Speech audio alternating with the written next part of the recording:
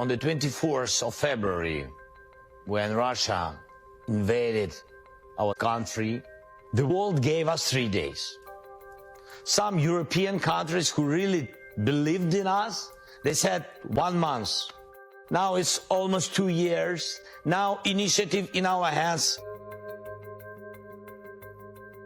President Zelensky's just returned from another trip to the US, where he was hoping to rally support.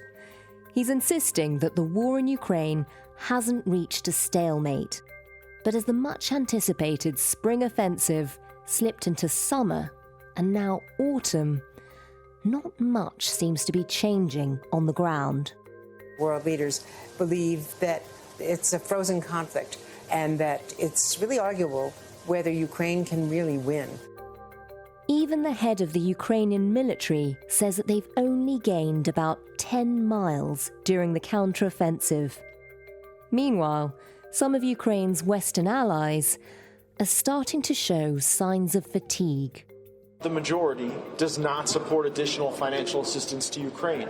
The last time we took a clean vote on Ukraine funding, there were 101 Republicans who voted yes, there were 117 Republicans who voted no. Polls done in the United Kingdom, United States and Germany suggest that the willingness to support Ukraine against Russia's invasion is falling among its allies. Allies in Europe, and particularly in the United States, have their own domestic political situations to deal with. A lot of these countries are running down their own stockpiles of weapons and all of these other things that are on politicians' mind. Just as support for Ukraine was already becoming strained, the world is now gripped by another war in the Middle East, which is taking attention, time, money and arms away from Ukraine. Russia is very happy with this war. They just want to divide the world, to take focus from Ukraine to another war. So if the war's stagnating, and if support from the West is in danger of drying up, is a military victory even possible for Zelensky? And is it time to think about how this war ends? You're listening to Stories of Our Times from The Times and The Sunday Times. I'm Manveen Rana. Today, should Zelensky start negotiating with Putin?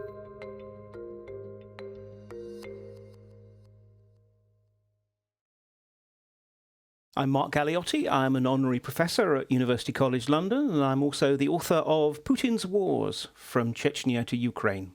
And Mark, you've become such a brilliant observer of what's happening in both Russia and Ukraine at the moment. Just tell us, as things stand, how is President Zelensky doing? And what about his return from Washington recently? I mean, how is he doing himself?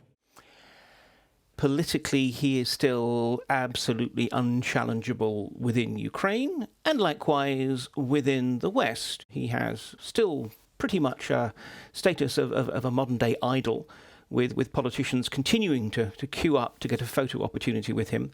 The official narrative that comes from the presidential administration in Kyiv is that he is still in indomitable mood. But on the other hand, we've had a clear sense that on the one hand, he is feeling angry, feeling that the West has given him enough material to ensure that Ukraine doesn't lose, but not enough that it could win.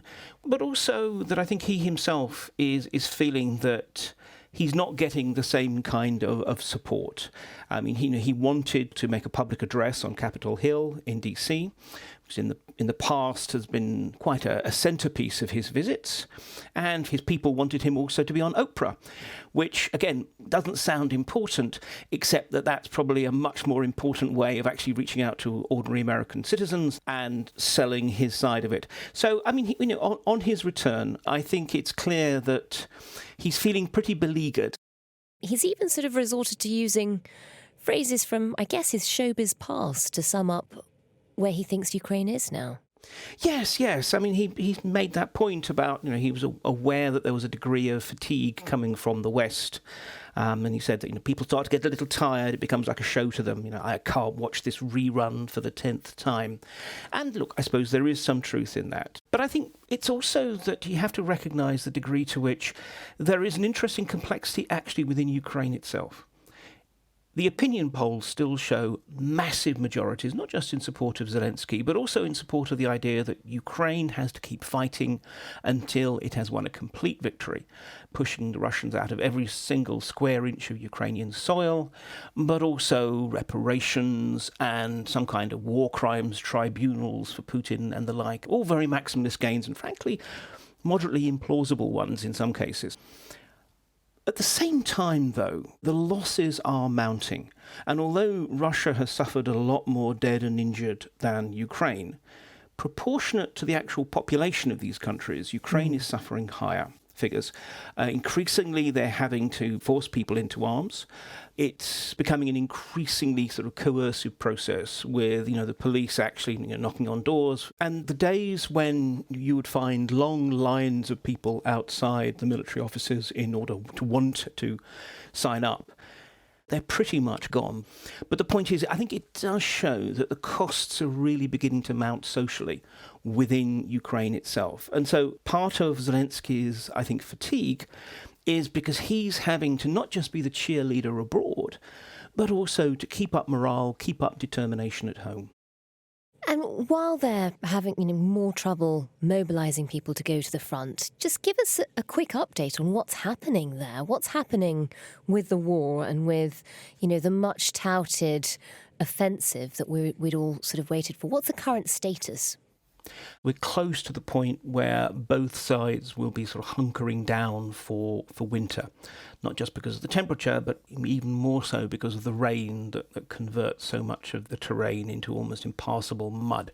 Their main drive south, which was clearly the focus of their offensive, they were hoping to be able to essentially cut the Russian forces in two, break through all the way to the coast of the Azov Sea, and absolutely break the so-called land bridge, the direct connection between the Russian mainland and Crimea. Well, they haven't done that. And, hopes of being able to retake one of the big cities that the Russians took, Mariupol or Melitopol, they've also gone. The transport hub at Tokmak, which is a key road and rail link for the Russians to Crimea, again, it doesn't look like that's going to fall. Meanwhile, the Russians at the moment are launching their own counter-offensive at the city of Avdiivka. Well, I say city, increasingly the rubbled ruin of Avdiivka, which is up to the east. If we look at the battle for Avdiivka at the moment, that looks like something of a siege. It's about whose resources, munitions and personnel are being exhausted more. It's like a concert every night. We can't sleep. We go to work, ride the bus, and there is a shooting all around. What this really tells us is we're in a position now in which neither side has the kind of preponderance needed to be able to make any further advances. And so really it's about just simply making a few positional gains before, as I say, they hunker down for winter and regroup. And then in spring, well, the whole process starts all over again. It's clearly a disappointment for the Ukrainians. But on the other hand, I think the Ukrainians will find themselves in a stronger position come spring, because they'll have had a chance not just to regroup, but also to take on more Western equipment and such like. What we don't know is how much the Russians will have managed to do to prepare for that, because the Russians, they're just trying to not lose any more territory more than anything else. They're not expecting to be able to make any major gains themselves. So for now, is it basically a stalemate? Well, you see, the S word it has become politically problematic because General Zaluzhny, who is the Ukrainian commander-in-chief and exceedingly well-regarded military commander, he gave a lengthy interview with The Economist in which he recognised that this war at the moment has reached a stalemate. And in part, that's a political statement that he's trying to actually induce the West to provide more assistance, because whereas before the line was, if you give us more kit, we will be able to end this terrible war more quickly. Now it's sort of shifting to, you better give us some more kit or else this war is going to drag on forever. Zelensky actually then slapped him down and said, no, it's not a stalemate. Zaluzhny's is the perspective that I think we should follow. I think for political reasons, Zelensky doesn't like the word stalemate because it implies something that's sort of static and stagnant and isn't going to move. But we have to recognise that this is a stalemate. And for the Ukrainians, I mean, is it a worry that there seems to be this tension between the president and the head of the army, which, in the middle of a war, isn't an argument you want to be having. It isn't. And I think in part there is the problem over the political dimension that has nothing to do with the war effort. There's been a certain amount of pressure on Ukraine to hold presidential elections next year, as would be the usual schedule. Now, Zelensky has made the case, and to be honest, I think he's absolutely right, that it would be almost impossible to be actually able to hold proper elections when, part of the electorate is currently caught in occupied territory. Millions of the rest of the electorate is currently in Europe and beyond. And take Zelensky, he doesn't exactly have the time to be able to go campaigning. But nonetheless, there are certainly people in his administration who you might say have gone on to kind of campaign war footing. And from their point of view, Zelensky is probably the only person in the country who actually could pose a credible political threat to Zelensky. There's absolutely no evidence that Zelensky has those kind of ambitions. But if you are, I was going to say, a paranoid political technologist and spinner, but then again, I think all political technologists and spinners are professionally paranoid as part of their job. Part of the job. Zelensky is the kind of person who's got that national profile, that degree of national support, who could conceivably be that. And so there's fairly clear evidence that there are people in the Zelensky camp who are actually beginning to try and take Zelensky down a peg or two.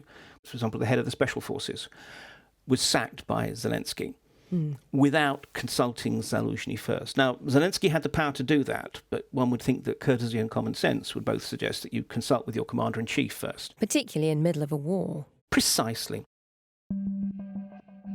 So, Mark, on the one hand, you've got this sort of state of, controversial to say it, but stalemate on the battlefield. There's a bit of weariness with the war in Ukraine. And then there's competition, because suddenly there's another conflict that's flared up in the Middle East, and it's taking not only the attention but also the arms from parts of the West. Is that harming Ukraine's chances? At the moment, no. It so much depends on just how long and just how nasty the current conflict in Israel and Gaza gets. Obviously, the media attention has shifted dramatically because that's what the media does. I don't get the sense, actually, that government attention, whether we're talking about in Washington or London or in the European capitals, has shifted. They're still thinking of Ukraine. Now, inevitably, they are having to balance these two. Certainly, in the Ukrainian media, there has been considerable attention to the fact that a certain amount of ammunition has been provided by the Americans to the Israelis. And from their point of view, every pallet of rounds that goes to Israel is a pallet of rounds that is not going to be going to Ukraine. As or if the conflict in the Middle East continues, or maybe even, God forbid, expands, there is certainly a fear in Kyiv that increasingly Ukraine will become, so 2022. No longer particularly sort of sexy. And in particular, given that, look, it costs billions every month to continue to support Ukraine. There are no politicians in the West who could not do with $1 billion or $2 billion to be able to spend on crowd-pleasing spending measures, especially if they're approaching elections. That's Ukraine's nightmare, because precisely this has been Putin's strategy. He has been counting on the fact that the West is unlikely, in his view, because after all, we are all sort of flabby degenerates, unlikely to be able to maintain the will and the unity to support Ukraine in the long term. So his view is basically he will win something if he can just outlast the West's will and capacity to support Kyiv. And it comes that bit closer, courtesy of what's happened in Gaza. And Mark, you said that for now, governments are still very focused on Ukraine, even if the media isn't always. Is there a sense, though, that even with the most supportive governments, is there a sense of fatigue? Well, we certainly got a pretty dramatic and embarrassing sign of that when the Italian Prime Minister, Giorgia Meloni, was hoaxed by a couple of Russian telephone pranksters who go by the names of Vovan and Lexus, who managed to convince her that they were actually an African Union official. How do you estimate the conflict in Europe between Ukraine and Russia? How long it will take to understand it? What is the position? You had conversations with President Biden and others. And she said that yes, there is absolute fatigue. There is a lot of fatigue, if I have to say the truth, from all the sides. We're near the moment in which everybody understands that we need a way out.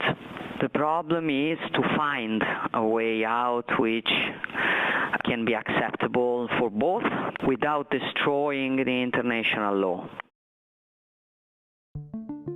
We can even see there's now stories out that the United States is beginning to try and put some pressure on Kyiv.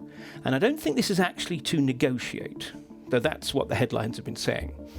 I think it's more to try and prepare Kyiv for the point at which some kind of negotiation may be possible. Because at present, look, neither Moscow nor Kyiv are willing to negotiate. But when that happens, they want to try and ensure that Kyiv is going to be as realistic as possible and not be so inflexible over some of its demands.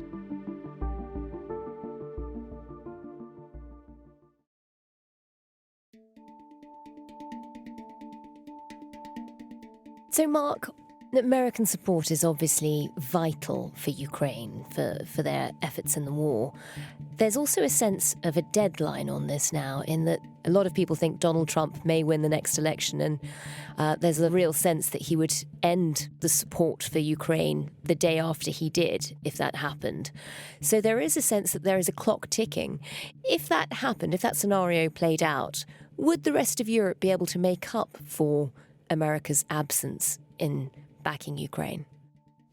First of all, you're absolutely right about the clock ticking. And the interesting thing is the degree to which I'm talking to officials in the American administration who themselves feel that. And so basically they feel that they have to have either sort of concluded this war or at least ensured that Ukraine is pretty much unquestionably winning by the time that a potential Trump presidency happened. Because this is, on the one hand, a man who's never met an autocrat he doesn't like. Yeah. But on the other hand, who is Donald Trump interested in supporting? He's interested in supporting Donald Trump. And he likes to be associated with what he thinks of as winners, not losers. So if Trump is elected, the point at which he walks into the White House, people can actually say the Ukrainians are winning, then he may be more inclined to continue to support them. When it comes to could Europe pick up the shortfall, the honest answer is no. It doesn't have the military kit. It doesn't have the productive capability to be able to make up for any kind of American withdrawal of support. And perhaps more importantly than that, I think it would give so many European countries the biggest and the best alibi ever. Many European countries which are on the level of rhetoric totally and absolutely committed to supporting Ukraine, but in practice regard this as a monstrous diversion of resources away from things they'd rather spend money on. And therefore, if America pulled out, I think what we'd see is a lot of countries actually saying, well, there's nothing we can do, so let's not try. What does winning look like for Ukraine now? How much do you think the Ukrainian people would be willing to give up? Where do you think they might be able to negotiate?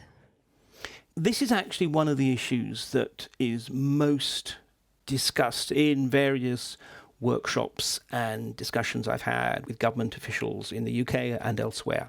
What does victory look like? The plausible victory that a lot of people in the West are thinking about is exactly that. Russia is forced to abandon most of its territories that it's occupied, with the possible exception of Crimea, and that there will be some reparations in return for some limited sanctions relief for Russia, and that Ukraine will be on track to certainly join NATO, possibly the European Union. It's close to, but not the same as the Ukrainian vision of victory. And I think a lot of what's going to be happening over the winter, when the shooting becomes less central, the diplomacy, at least between the West and Ukraine, increases. And there'll be attempts to try and persuade Zelensky that that is plausible. And Mark, just flipping this around, if there is a negotiation at some point, Russia obviously has to be a part of it. What does victory look like for them now? I mean, when we come down to it, what is Putin most interested in? And the answer is Putin is interested in his own survival. And although Russia isn't doing that badly, its economy is surviving sanctions much more effectively than we thought. What it comes down to is how much pain is going to be visited on the Russian system. If Putin is faced in a position of either having to negotiate or risk losing Crimea, that might be something that brings him to the negotiating table. Because Crimea is the bit that really matters. Crimea, pretty much every Russian believes is rightfully historically theirs. No Russian honestly cares about Donetsk or Luhansk or any of these other contested cities. Victory, from Putin's point of view, is something that he can tell to the Russian people is a triumph against the West. Because remember, from Putin's narrative these days, this is not a war with Ukraine. This is actually a conflict with the entire combined West. And it gives Putin a certain amount of negotiating room. Because if he can say, look, yes, we've withdrawn from the areas of the Donbass that were ours, but the point is we've given every ethnic Russian there the chance to come back to Russia. This was never about territory. This is always about people. I think it's a line that a lot of Russians will be perfectly happy to accept if at the same time they got Crimea, and perhaps most importantly of all, sanctions beginning to be lifted. The sort of sanctions that you might say irk ordinary Russians. You know, the fact that at the moment it's almost impossible for them to travel to the West because the airline routes are closed and you can't get visas and such like.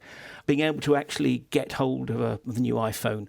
Things that you might say sound silly and trivial, but absolutely from ordinary Russians' point of view might make them more willing to accept what is really a negotiated defeat in Ukraine for Russia, but one that Putin will sell because he's saying, look, the entire NATO forces were arrayed against us and we have still kept Crimea. You know, we shouldn't underestimate how much spin you can do when you control all the official media.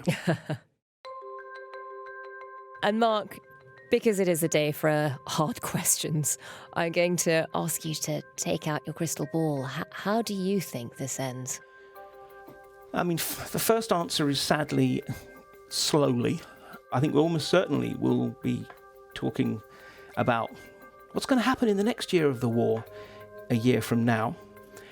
But in the longer term, I think Ukraine is going to win this war, but at colossal cost. I'm not sure that Crimea will return to Ukraine. And although it likely will join NATO and the European Union as a result, the reconstruction will be a slow and painful process.